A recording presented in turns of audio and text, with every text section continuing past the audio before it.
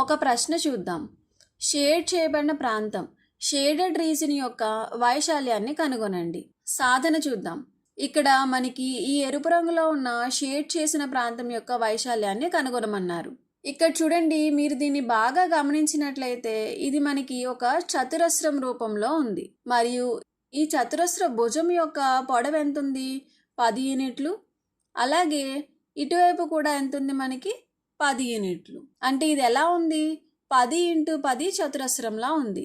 కానీ ఇందులో మనకి చూస్తే ఇక్కడ పావు వృత్తం అంటే 1/4 భాగం యొక్క వృత్తం అనేది తీసివేయబడింది. అలాగే ఇక్కడ కూడా ఒక పావు వృత్తం అనేది తీసివేయబడింది.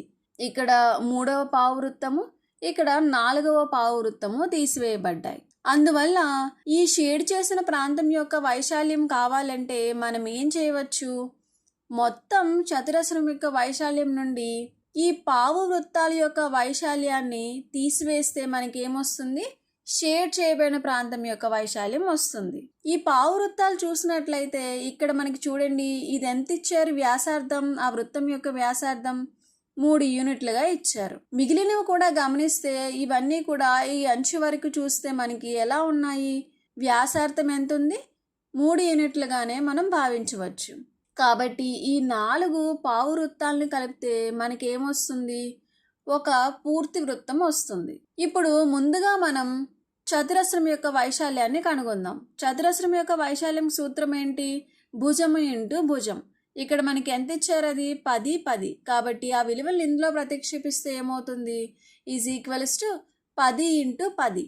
10 × 10 అంటే ఎంత? 100. అంటే చతురస్రం యొక్క వైశాల్యం ఎంత వచ్చింది? 100 చదరపు యూనిట్లు.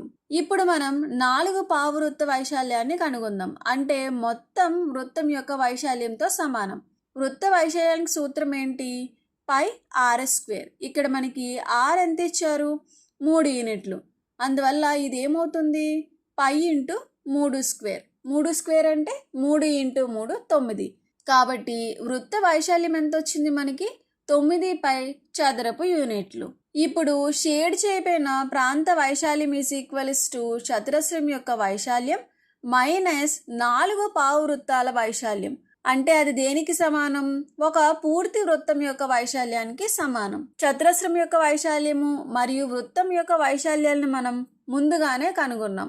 ఆ విలువలను ఇందులో ప్రతిక్షేపిస్తే ఈజ్ ఈక్వల్స్ టు 100 మైనస్ 9π. అందువల్ల షేడ్ చేయబడిన ప్రాంత వైశాల్యం ఈజ్ ఈక్వల్స్ టు 100 మైనస్ 9π చదరపు యూనిట్లుగా వచ్చింది.